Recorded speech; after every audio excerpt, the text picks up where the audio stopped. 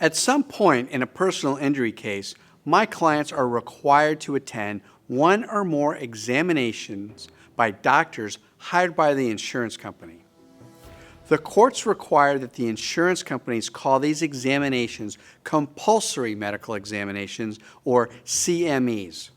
A few years ago, they were called independent medical examinations, which was a very misleading way to describe these examinations since there is nothing independent about them. And no matter what these examinations are called, it is important that you know that it is the insurance company and not you that select the doctors who will examine you.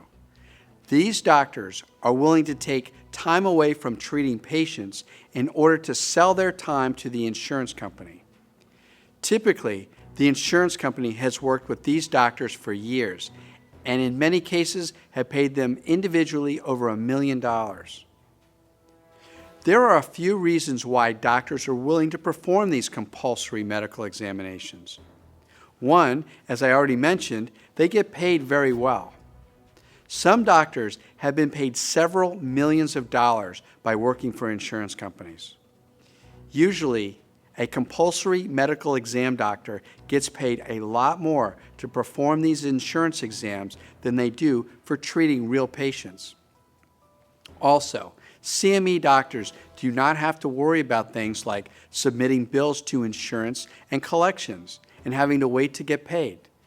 With the insurance company writing their checks, it sidesteps the normal financial burden that treating doctors experience every day. And two, they have no malpractice exposure. In other words, they have no duty to the person being examined, and they are not treating them, and therefore, they only represent the insurance company's interests and not yours. If and when you are required to attend a compulsory medical examination, here are a few additional things that are important for you to know. It's very important that you arrive on time because of penalties if you are late. Also, it's important to know that we almost always send a videographer to videotape the entire examination. We do this to protect our clients' rights. By videotaping the examination, we can make sure that the doctor does not make up any stories by saying you could touch your toes when you could not. Also, it creates a record about what you and he said during the examination. We have found in the past that there are many doctors working for insurance companies who will be less than forthright regarding our client's performance and our client's statements to the doctor. By videotaping the entire examination, we are able to more fully protect our client. If you arrive at the examination and there's no videographer there, you should wait and not allow the doctor to begin the examination until you are protected with your videographer. Also, some insurance company doctors will ask that you disrobe. This may be appropriate provided they give you a medical gown to wear during the examination. Also, the videographer is instructed not to film you during this portion of the examination. And here's a tip of something you should do to help yourself. I highly recommend that you go see your own treating physician before the insurance examination, and then again after the insurance examination.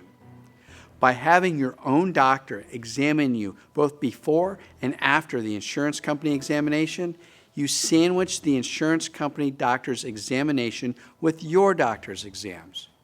So when the insurance company doctor says that you had no restrictions in your range of motion, yet your treating doctor who saw you the day before and the day after the insurance examination has notes of the restrictions in your range of motion, this will be your proof that the insurance company doctor's opinion should not be believed.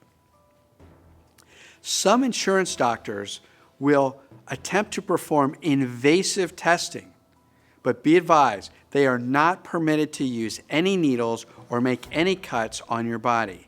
At the most, they're allowed to test your reflexes and sensitivity to touch. You should never be hooked up to any types of machines, have X-rays, MRIs, or CT scans taken, or give any type of nerve conduction studies. If the doctor attempts to do any of these types of tests, you should politely refuse and call your attorney, and if you need to, leave the examination until this matter can be resolved. The doctor will ask questions about the accident and what physical and/or mental problems related to the accidents you have experienced. This should not be like a deposition where they ask you hundreds of questions. When they ask you to explain how the accident happened, be careful in your explanation, and your explanation should be in simple terms. You should not get into details of the distances, time, speed, or other things that relate to the liability or fault of the crash. I've seen insurance doctors come into court and say that you admitted that the accident was all your fault, or something like you said that you admitted that you ran a red light. So if you are pressed for details about distance, speed, time, and other information about liability or fault, please tell the doctor that you've explained that in your deposition and that he can get a copy of that deposition from the attorney working for the insurance company that's paying him to do this examination. You are not going to sit there and answer a million questions. You are there for an examination, not a deposition. They will also ask about your medical history. Please be accurate about your medical history. If you forget to tell the doctor about any of your prior problems that you may have had in the past, they may suggest that you were less than honest with them.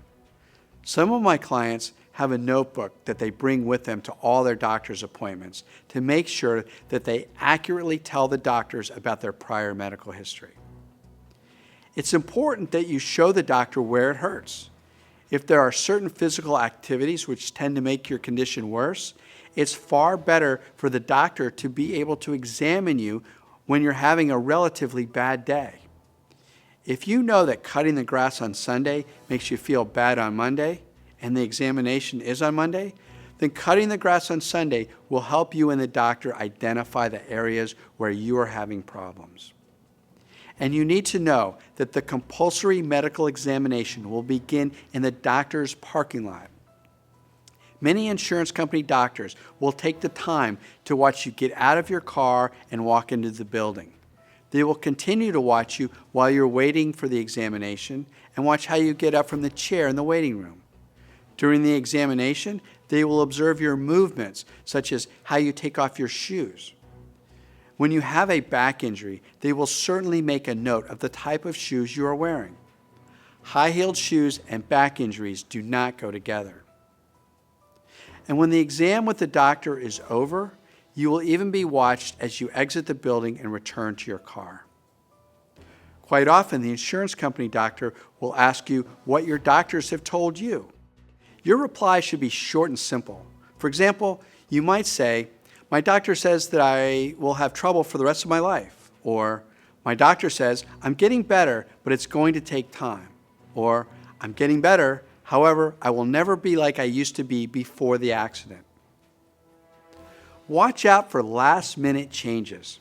If for any reason the doctor or someone in his office calls you to make a change, tell them to go through your attorney, because you are not able to make any scheduling changes without your attorney agreeing. They do this so that the videographer won't be there to record the exam. And watch out if the doctor says that the examination is over and tells the videographer he can leave. You leave when the videographer leaves. Also, keep in mind that any conversation you have with your attorney is privileged. So if the doctor were to ask you any questions about discussions you had with your attorney, simply flat out refuse to answer any of those types of questions. Typically, the insurance doctors will come to court and testify that A, you were not hurt, or B, if you are hurt, it's not because of the accident, or C, you are faking or over-exaggerating your pain, or D, you're only bringing this lawsuit in hopes of obtaining money and not because you're injured. So remember, during an examination, the insurance doctor's job is to attempt to gather as much information about you and your condition so that he can damage or severely weaken your case at trial. It is critical to remember that the insurance doctor is not your friend, and he is not there to help you. He is being hired by the insurance company because they know that the opinion he will render will be favorable to them. In all my experience of trying personal injury cases, I have never seen a report that said that an injured victim had a permanent injury caused by the crash. I hope you find this information helpful and are able to use it to help protect your rights in the event that you are examined by the insurance company's doctors or experts in the future. Thank you for watching my video, and if you have any questions, please do not hesitate to call me.